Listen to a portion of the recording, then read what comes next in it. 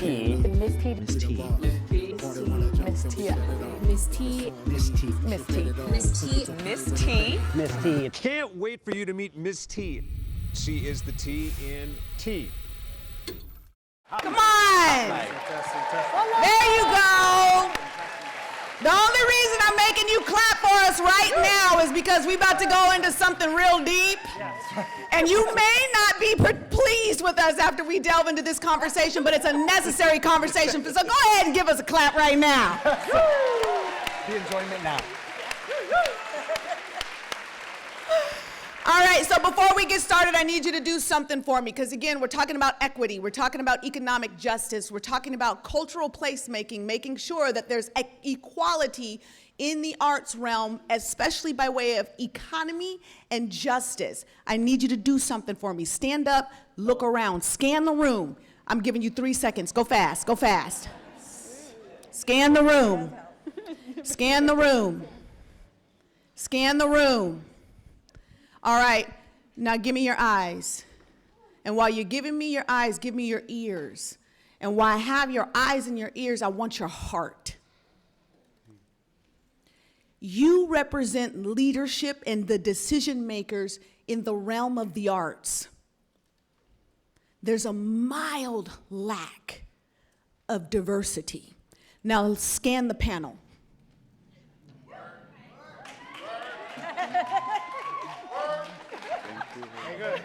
Very good.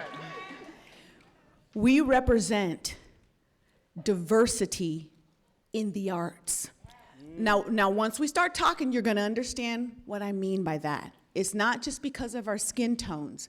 It's because of the multiple facets that we have to invade in order for us to be able to do arts. So now that we see you and you see us, shall we begin?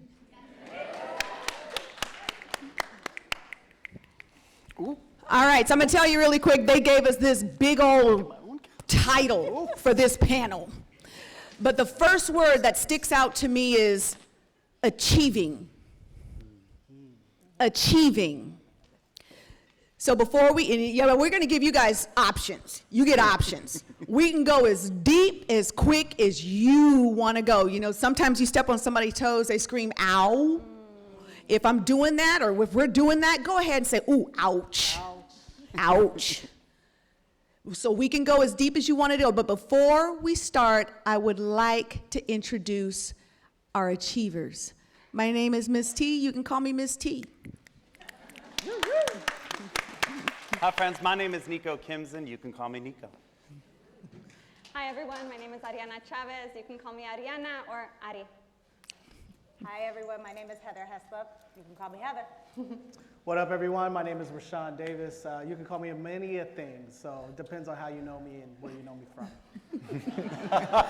All right, so now that we're all on a first name basis, I'm gonna ask you a question. Now think about it before you answer. Think about it, because you know, some people, it's a bunch of zealots out there. I say, how deep you wanna go? I wanna go real deep, Miss Tee. I'm like, okay. So I'm gonna ask you the question, and we're gonna be responsive to your answer. How deep you wanna go?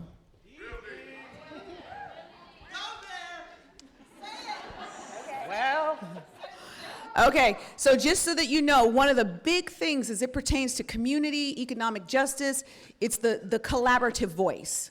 So for those of you that were quiet, you just let a bunch of people make your decision. So now we're going deep. If you want to know about us, just so you know, we're not a group of people that Julie met in the line at Taco Bell and said, come and talk to you. You could just scan this little QR code. We do have backgrounds. We be doing stuff. So just make sure you look that up. Just so you know, like, you know, it wasn't like, welcome to McDonald's. May I help you? Can you come and talk to these people? It wasn't like that. All right. So we have all met, and we've had some pretty intense conversation. And this panel, it started very differently from what it's become. And one of the key things that came out of some discussion that we had prior, you know, when we were in a Taco Bell line, was, you know, placekeeping was a key word that came up. So when you talk about economic justice, when you talk about achieving economic justice through community placekeeping, you have to first define what is that? So who wants to start? Do it, Nico. I saw you. I saw you. I saw you, Nico.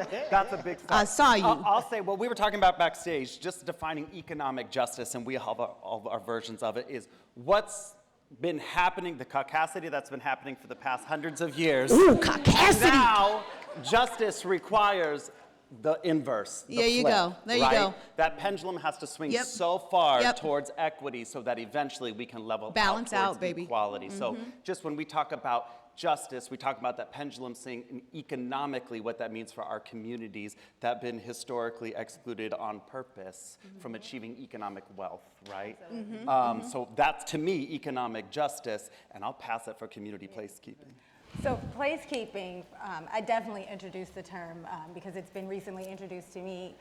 And it's in opposition of placemaking, because I feel like placemaking is a buzzword now. And for me, it means that a place is being made. We're making space for people that have been historically marginalized or underheard. But the reality is that we've been here. We are here. Yeah. And it is our right to keep our position on these lands. Yeah. So I think it's efforts that I represent today, Destination Crenshaw, efforts that we are doing to revitalize South LA through arts and culture are all about placekeeping, maintaining and reviving our place in this world. Awesome. Ro, why don't you jump in here, just in the interest of placekeeping, because this is super important. I think to me, placekeeping is essential, but it also ties into the economic justice side because, I'll tell you a little story. I went to Richmond, Virginia last year, and one of the things that we did was actually walk into a slave's quarter. How many people have actually walked into slave quarters before? It's very humbling, and you start to realize, like, we were the wealth. We were the wealth. So if you want to talk about economic justice, you have to understand that our bodies were the wealth, the fact that if you owned us, we were the wealth, and then you can talk about placekeeping, because it's not even in this system that we're designed in, it's not even ours to keep in the first place, right? So you have to have both of those conversations at the same time in order for it to happen. And I think also when you talk about placekeeping, now again, remember that whole ouch thing? If I say it, you can say ouch. This is like an interactive experience, please. We are not expecting you to just be quiet and bobblehead the whole time. We really want you to engage.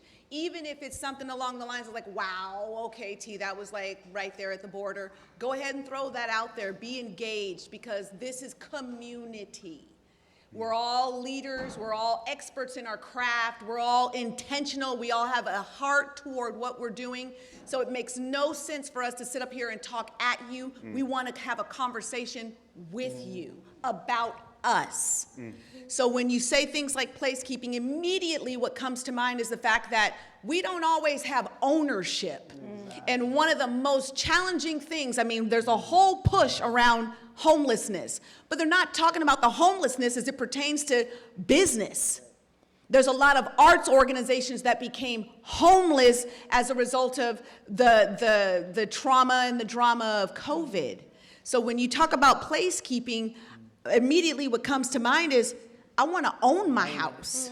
I don't want to rent my house. I don't want to lease my house. I don't want to lease a room from you for a week or for a month so I can do my craft. I want to own my house, because if I own my house, you know what the eventuality will be for everybody that comes after me? They will never have the insecurity of displacement. So when you talk about placekeeping, especially in the realm of economic justice, how much more can you produce when you don't have the concern of where am I going to produce it? Absolutely. How much more impactful can you be when you don't have the stress and pressure of where can I be? So I want to touch that. Before we move on, I just want to shout out the fact that when we're talking about placemaking and placekeeping. Placemaking as a buzzword is very different from the work that has been occurring actively, not just taking place, the advocacy efforts that have been taking place for generations. People taking the initiative to fight for a space and a seat at the table. I'm here today representing an organization that is in our 37th year. Awesome. Shout out to my mama who had the foresight 30 years ago to recognize. Stand up, Mom, where are you? Where you at? Stand up, Mom, where are you? There she is. Yes! Thank you. Had the foresight 30 years ago to understand that Arte Americas, our largest cultural arts center, Latino cultural arts center in the Central Valley, needed to own our property. And so this year I will be making the final mortgage payment on that property. That's what's up.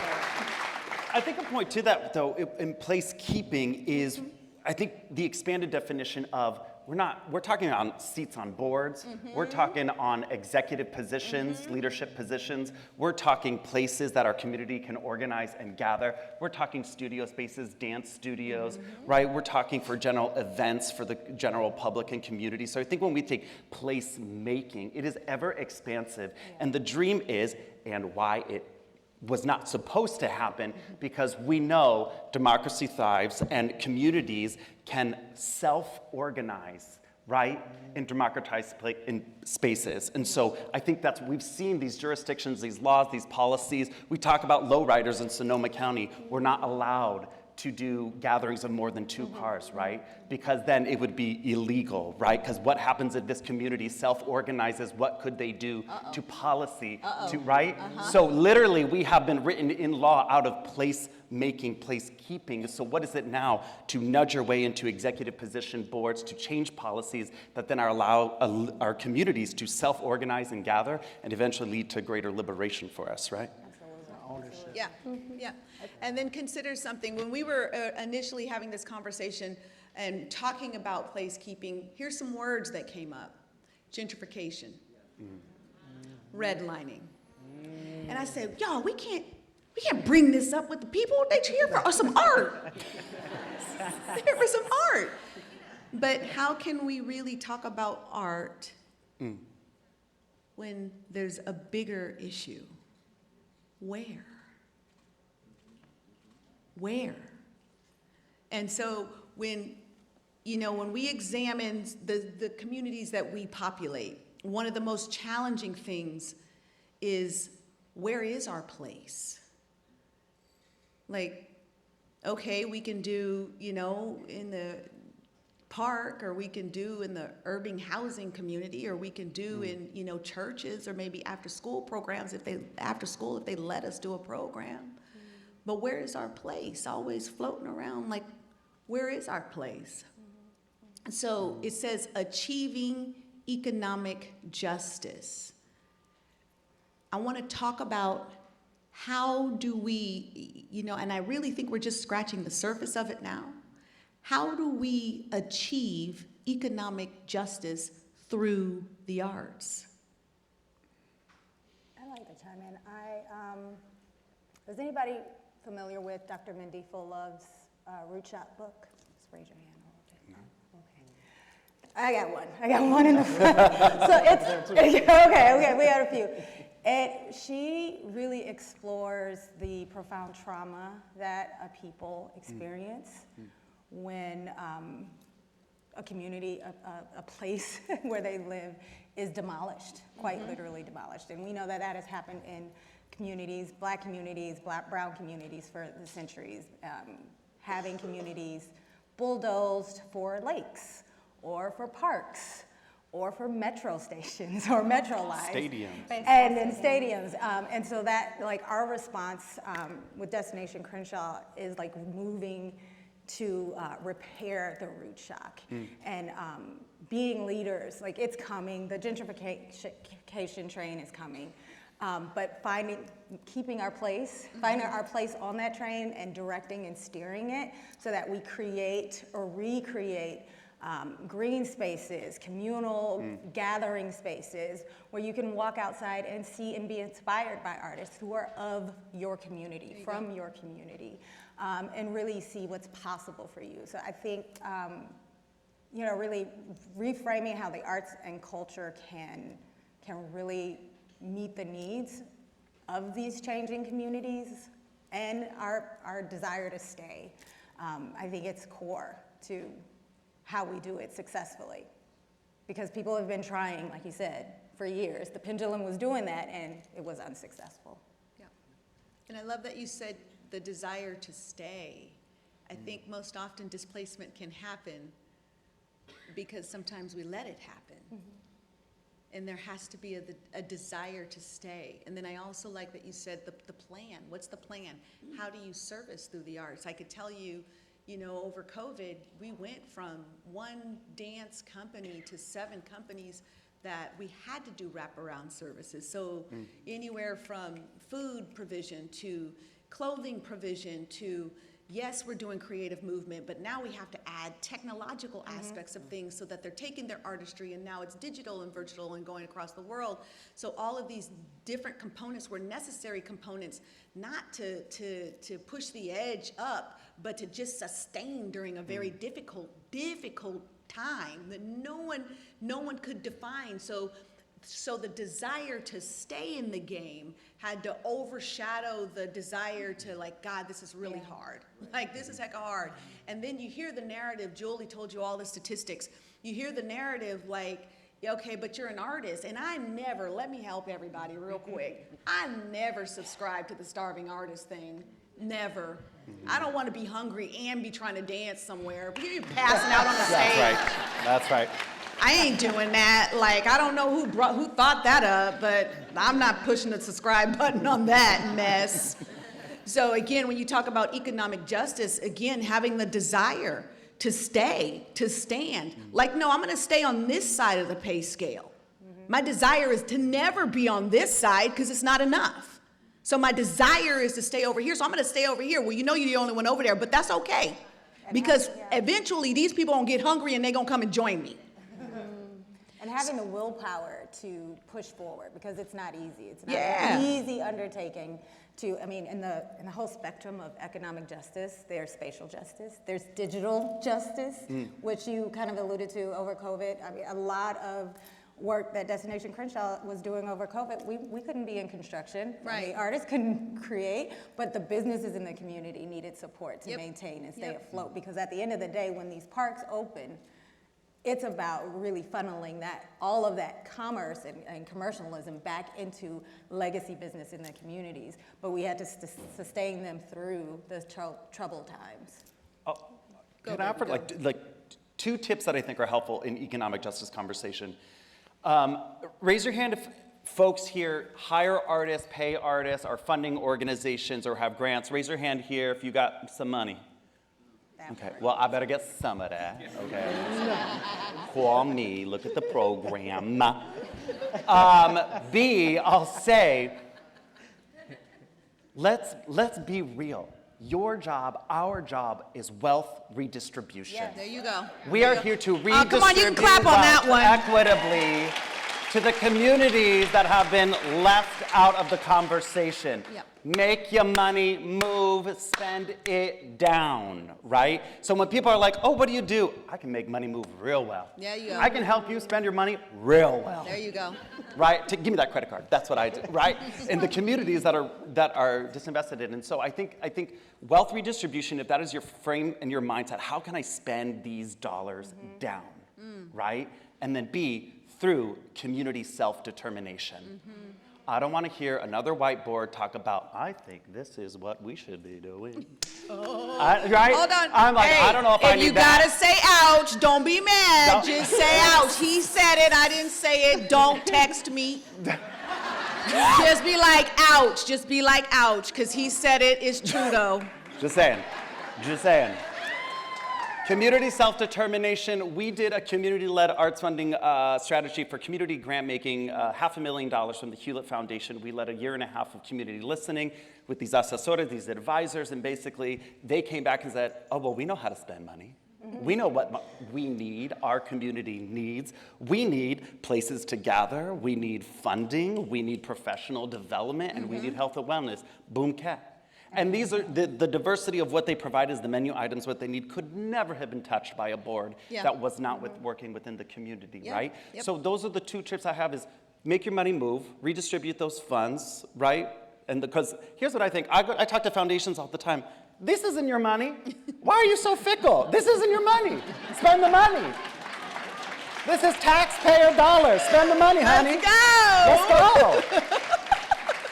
Anyway, that's my rant. We do know how to spend it. We know how to spend it. Creative pathways, creative jobs, that is the key. Creating and redistributing the wealth within the community to artists of the community, to businesses in the community.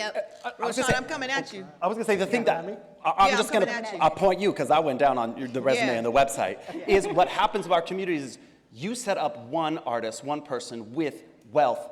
They're going to spread that to their community, right? Yeah. So it's not just one artist. Yes. It's a household, it's a family, it's an entire ecosystem and community. And that's the work that you're really about. But wait for it. Wait for it. Wait for it. I'm Okay, coming here we at go. you. Quarterback, about to throw you a play. It's a good play. You ready? I'm ready. What are some of the examples of successful community-driven development initiatives that have leveraged arts and culture to address economic disparities? All right, shut up. No pressure. Yeah, that's a good question. I think for me, it's just like what we do. The word that came up while you were talking was survival. Like, I think that's so core to who we are as creatives, and we allow for folks to call us creatives, but truly it's just who we are. Yes. You know what I mean? And so like, it's just so embedded that it's not until we get into rooms like this and we see other people call us other things that it's like, oh, I guess, well, yeah, I am a creative. Yeah, I do have solutions and I am achieving things like, you know, for us, it was just about seeing the homies shine, right? And seeing like the homies who are really dope at what they do and be like, you know, you can make money from that. There you go, baby. Right? There and you then, go. And then them being like, really? And then having to pour into them and say like, yeah, you can definitely make money from that. Let me connect you with a community. And then, so you have a market start. And then a market starts, which then bustles into 3,000 people coming into a neighborhood to kick it, hang, chill. And I think that's one of the big things that always goes unnoticed when we're having these conversations is there's a language barrier. Yes. People in the streets do not talk like people in this room. Yeah. People in this room don't talk like people in the streets. Some of us in here can cross over. Raise your hands if you're a crossover and you I'm know a it. super crossover. Exactly. I totally cross over all the time. We know how to do it. But when you're talking about connecting those communities, it's like that is the big piece that I feel like always gets left out of the conversation. And so when we look at it and we just say like, all right, we want the homies to make money, we create a market or we create a storefront. We're going on 10 years in our storefront and we've literally only held California makers. In the whole 10 years, California makers and designers, no one else. People down the block, they host stuff from China and other places. We won't talk about that, we'll just keep it on us. You know what I mean? Yes, we'll just keep it on us. Only California makers for 10 years, we're going on 10 years. But there's the other piece, which is now the ownership piece. And the equity piece, I think, is another kind of place where we have to get to like what equity really means. And equity is fake. When you think about it, it's fake. And I didn't really understand that until I owned a house.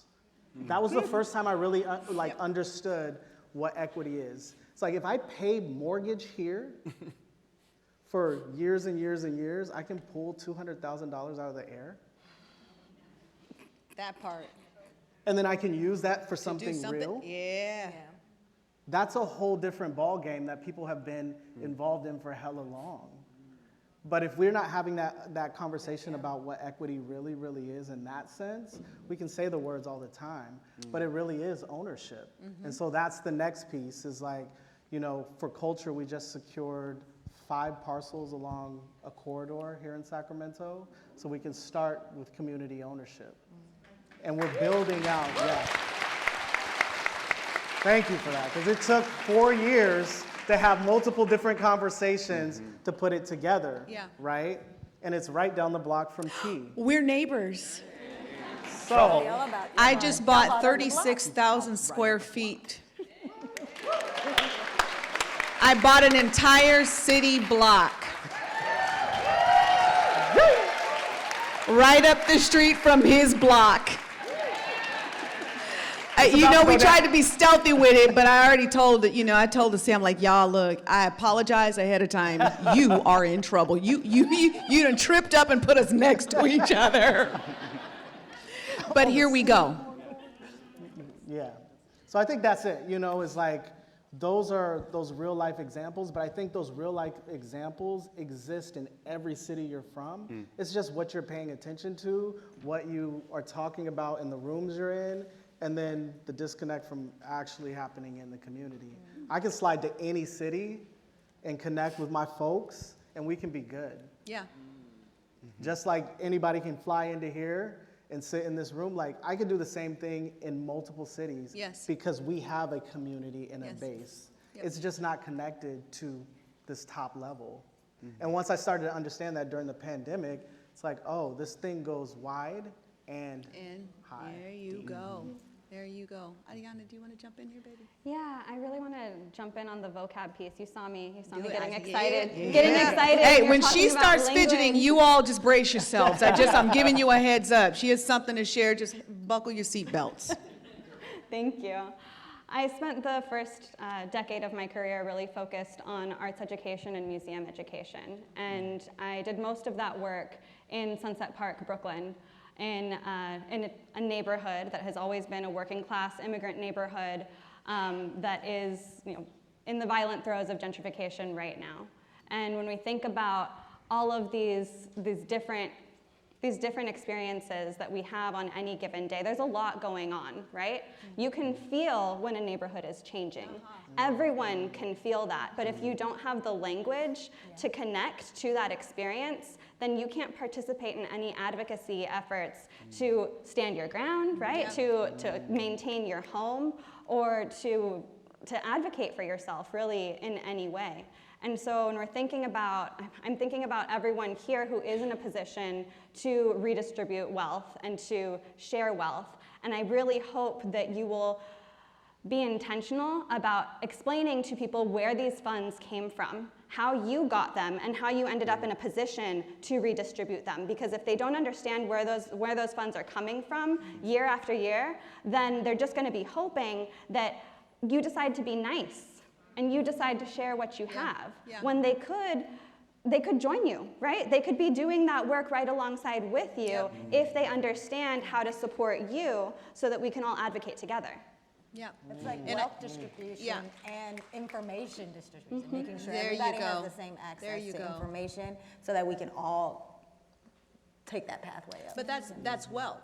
Yeah. And I That's like that you said, if you know the vernacular of the realm that has the resources, then you can crack the code to get the access to it. Most often, language is used as a weapon against people. And so it's not that the stuff is not there. It's not even that you can't pull up a seat to any table you want. What you gonna talk about when you get to the table? Are they gonna talk around you? Are they gonna talk about you? Are you even gonna understand the words that they're saying and how you can apply it to your situation and then activate in a space so that you can get the resources you need to be a success? You don't even know the language of success as it pertains to economic justice. It's a naughty word that black people have to use because they feel bad about how they're getting treated. Wrong. It's a truth in society as it pertains to people who don't have the fullness of understanding linguistically or in practice of how to get what they need to succeed. It's not a black thing, it's not a color thing, it's a human thing, and it's a lack of connection, education, and ownership thing. Period. I want to chime in and bring it back to like the arts and why the arts are uniquely suited to help us solve this problem. All with right, Nico, economic let us have it. justice and Let us have it. placekeeping. Let Yeah? us have it. I work with a lot of governmental organizations, agencies, jurisdictions, and basically we use this framework of art as data collection, right? We know artists are living in the future. So when we work with— Hold on a second. You can't just say that and then just like talk about Twinkies. No. Say that again. Artists are living in the future. Say it again. Artists are living in the future. Am I right? Say it Yes. again. Mama, we are Say it again. Artists are living Say in it the until future. they get it, because that was a mild clap. They're not Not getting only it. the dreamers of this new future. In unison, everybody. Yes. Everyone together? Yeah. Everyone together? Yeah. You guys got to understand that. I like you. I like you. 100%. You got to understand what he just said. He just gave you gold. And if you can understand what he just said, you can monetize what he just said. The whole world looked to creativity and the arts when the entire world shut down. Artists are living in the future. That means you can monetize everything you are and everything you do. Go ahead and finish, baby. No, I got wrapped up in the TED Talk. I was like, not only are artists living in the future, artists are the ones that are going to build the future, right? So if you're smart, partner with an artist, because here's the thing. I work with city governments that are building 30-year strategic plans of how the city will grow infrastructurally for the next 30 years, and you're going to tell me you're going to get all that data through a survey? So we partner them with local artists who go off and lead artist workshops, right, that allow us, build the container. Artists build the container for us to self-regulate our communities and provide the container to freedom dream. When I talk about economic justice in a 30-year plan, what does that mean for BIPOC youth in the city of Santa Rosa, right? And then by the end of this hour and a half, you're gonna have this beautiful data that says, I want access to green space, organic vegetables, I want my houses to look like this, I want to look like this, I want that you could never get with a survey or what I just call boo-boo kitty community engagement plans, right? So artists are the ones that are gonna build a container for our community to dream in, and we're gonna be the ones to help relay and vision with folks that are building infrastructure that could either include us or exclude us, right? So we are the ones that are going to be building those futures. So partner with, we have that power, right? Because we don't see ourselves in the present, so we have to see ourselves in the future. So join us in the future and give us the money to help build that future. Would you stop? Hold on a second. You got to hear what he just said. If you guys don't listen to me, listen to me. We don't see ourselves in the present. Did you hear everything Julie said? We don't see ourselves in our fullness in the present. If we don't fight to realize ourselves in fullness in the future, you are a solution to a very real world global problem. The answer is in this room.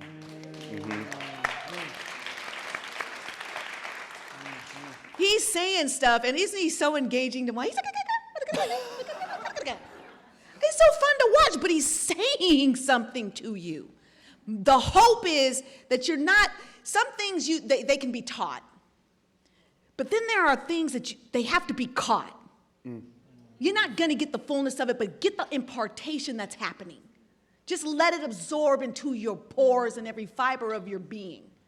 So that you walk out of here, you talking about economic justice. What if the economic justice is you realizing the great wealth in you that comes through you simply because you're you?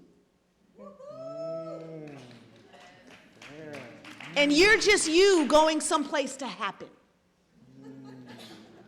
You're bringing future solutions. Your prevention. We spend a lot of time playing defense. How do we get on the front end of this and do some prevention work? Yes. That's who you are. Yes.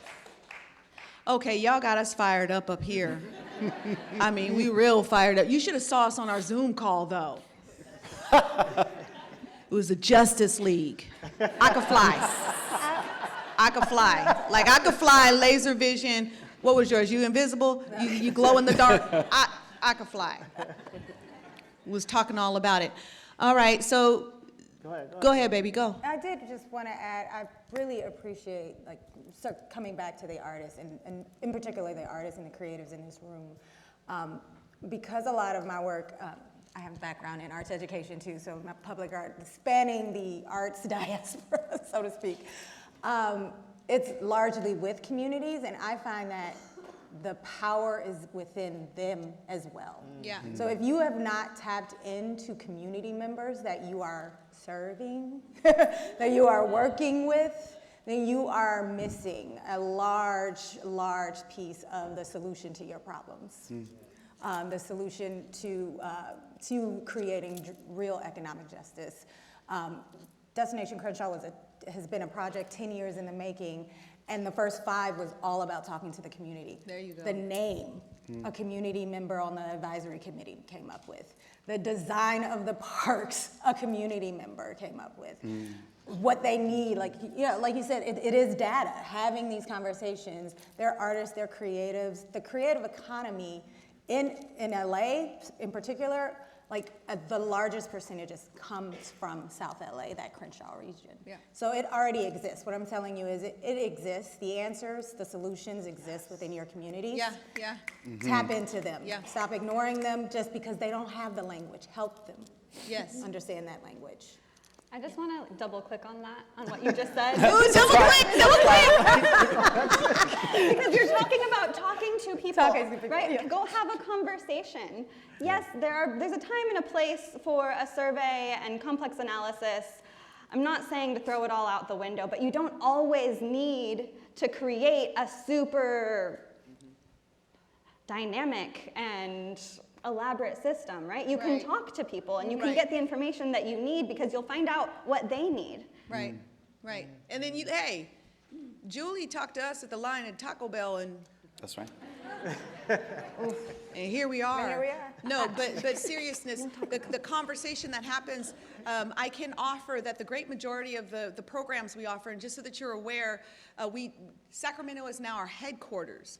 We populate the entire state of California, and we're across the country, targeting communities like Black Wall Street in Tulsa, Oklahoma, Philadelphia, Harlem, New York, and Atlanta, Georgia. That's what my company does. Youth in the largest school districts is who we get engaged with. 23 programs dealing with over 200,000 youth and their families in the course of an academic school year. Our programs were designed, developed, tested, and fortified, and practiced, and realized just because we listen when they talk. Miss T, I really want to take this dance class, but I'm hungry. Yeah. Miss T, I really want to do this dance class, but it's raining outside and I don't have a coat yet. Miss T, I really, really, really want to make a movie, but I don't even have a cell phone. Where do I start?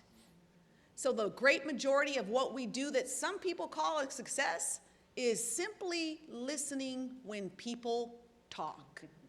And if you are serving a community, if you're in the arts, that's what we do, they will always tell you what they need. It's hot. Oh, okay, we got to check out that AC. Okay, so I have a question. Let's go, I baby. love Okay. it.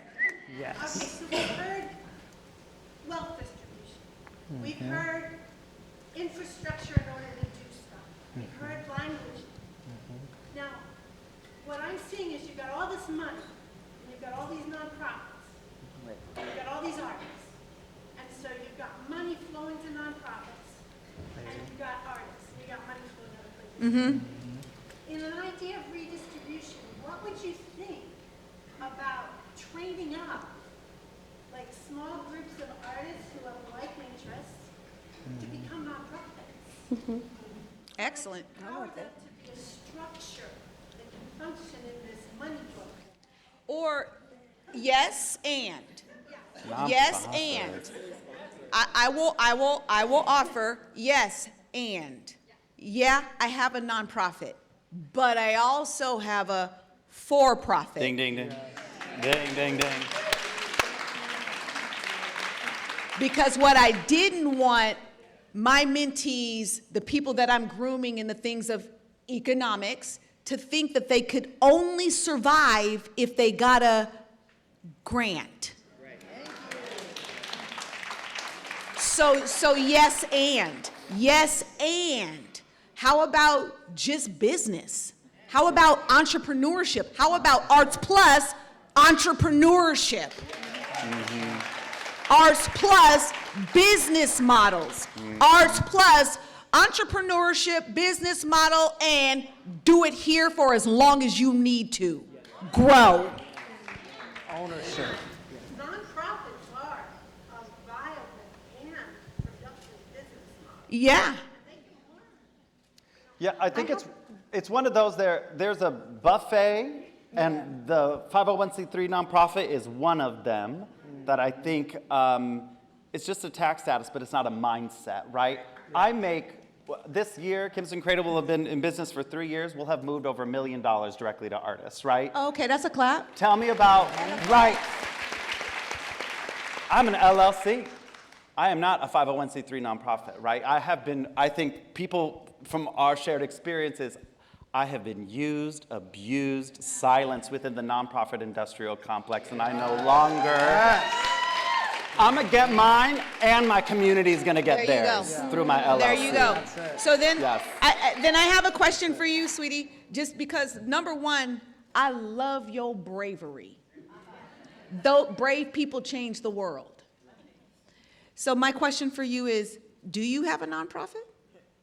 I've helped 8 organizations start nonprofits because they didn't know how to do it. Okay, is there anybody in this room who needs help starting or building their nonprofit? Raise your hand.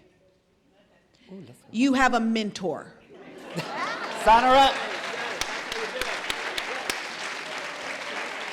And that's how economic justice in community works. In real time. Live demonstration. Real time. And just so you know, we've been best friends for 20 years. We planned this whole thing. Just kidding. Just kidding. I'm just kidding. But I do want to know your name. Shout it, Mama. Margaret Campbell. Thank you. Thank you, Margaret. All right, Margaret. And I did say in the beginning of all of this, look, this is a conversation. We don't want to throw information at you. We want to get to the bottom of some things so that we can grow together. And this is not math class. I see your hand. Margaret was just like, yo, I got something. So you just shout that right on out, baby. I'm not a science teacher. I'll look at your hand all day long and wondering if you all right. You all right? You stretching it out? Sorry, I was just a little quiet.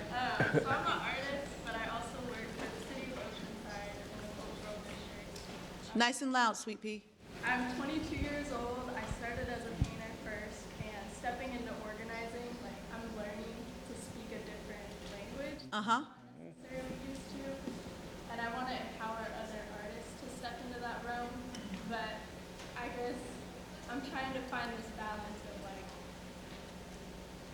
what advice do I give to other artists in learning to kind of speak that double language, and how do I stay true to my art along the way and stay true to being an artist and not conforming to what's already going on within these organizations? I could take it. You guys want to take it? I kind of want to. Will you for just it. say the question out loud for the rest of the group, Oh, just yeah. because it was a little, would you mind saying the question? Yeah, so ultimately, you're an artist, you're a painter, you want to help other people who want to get started in it. How do you do that and maintain your level of balance? And organizing. And how do you do that while maintaining efficacy in your creativity? And the double speak. Oh, okay. Double speak. Double speak. Yeah, I don't think it's, I mean, feel free to disagree with me. I don't think that it's either or. I think that when you're code switching, when you are flowing back and forth between different languages, you're always 100% wholly yourself. And any information that you have, you should share. Yeah, yeah. And that's it. So I think we first need to just shake off this idea that you're not being true to yourself if you're speaking in a different way than you're used to. because this is the water that we're swimming in. This is the landscape that we're in, and these are the tools and the words that we need to have in order to navigate these troubled waters. Does that help you, sweetie? And I would say give yourself grace as you. Say that again, Heather. As you develop yourself, like you don't have to have all the answers right now. You learn, you grow, you share, and then more people learn and grow, and you do it together.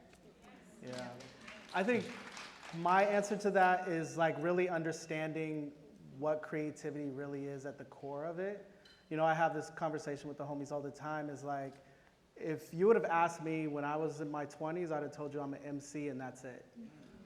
Right? I used to stand in front of crowds 100 times as big and perform my art, right? But then when that became an economic thing, I started a business around it, and then I had to learn that as well. And then going into another realm, now I'm doing something different where I'm looking at developing community, and it's all a flow. But what I started to understand is when I pull back and I let creativity just flow through me, There you go. it's not just art. It's not just business. It's so much more. Yeah. Because this small little vessel, the way that we're looking through it is like an artist or an MC, that scope goes way bigger, and that's your power at the end of the day. Right now, you're just using the paintbrush around it, but it could be teaching folks to code switch as you do, because that's what I've had to do the last 4 years. I've been like, yo, they talk whole differently over here. Let me create a glossary and then pass it to the homies.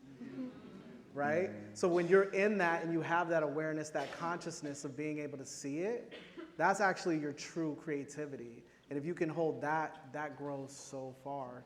You know what I mean? So don't just limit yourself to being an artist. In Yeah. that sense. Yeah. All right. So I know that you all just saw the lovely lady walk down the aisle, and she did like this. She wasn't saying like, high five, T, you're doing great. That's not what she meant. She was like, you need to wrap this mother sucker up. Okay, so I'm like, oh, all right, I got it, but you did give me a hot mic. Don't ever give T a hot mic. So we got 5 minutes, and I want to do something just so that we can land. I know that we're flying high together. I can see that you're absorbing and that you're processing and that you're getting it. And I understand that because now you're asking questions and you have, you're engaging in a way that you know, it's not like lecture style. You're actually involved. And I think that's wonderful. So I want to do something really quickly. We're going to take 2 minutes. And there's no rhyme, reason. I'm not going to point at you. This is not math class. I will think you are stretching. Do not raise your hand. I just want you to shout out one word. Come on, tell me what you've learned. There you go. Come on, tell me something. Come on, what can you do? There you go. Come on, keep going. Come on, shout it. Come on. Yes. Information share. Mantra, I heard that. Yeah, you getting quiet. I don't hear anybody up here. Yes, keep going. There you go. Keep going. Keep going. You know what the problem is with growth and change is sometimes you start, but you don't keep going. I just gifted you permission to be present and for your voice to be heard. Shout one word.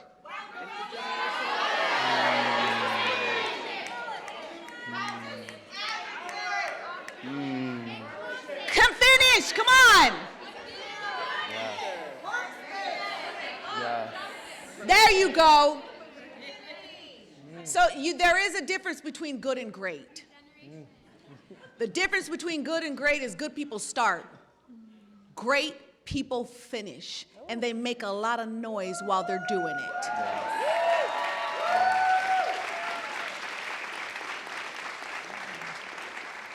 So as you can see, you know, we're in a room full of great people whose gift and talent is necessary for what's to come. So first of all, thank you, Californians, for the arts, for creating space, for the fight, for teaching us how to fight, for gifting us the vernacular so we can show up in atmospheres where we can cause real change. Clap for that.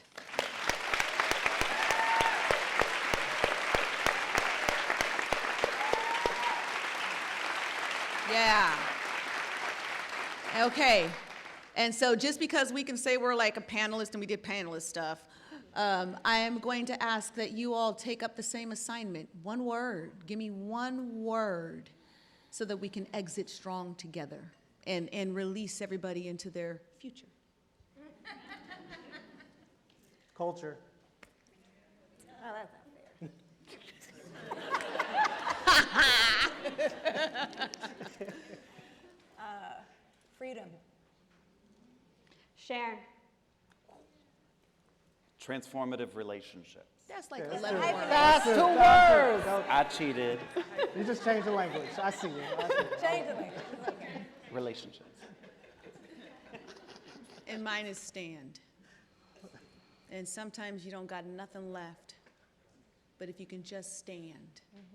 I'm of the learning that you stand therefore until you get what you're standing there for. Having done all to stand, stand. Church is about to start. Church is about to start. Thank you!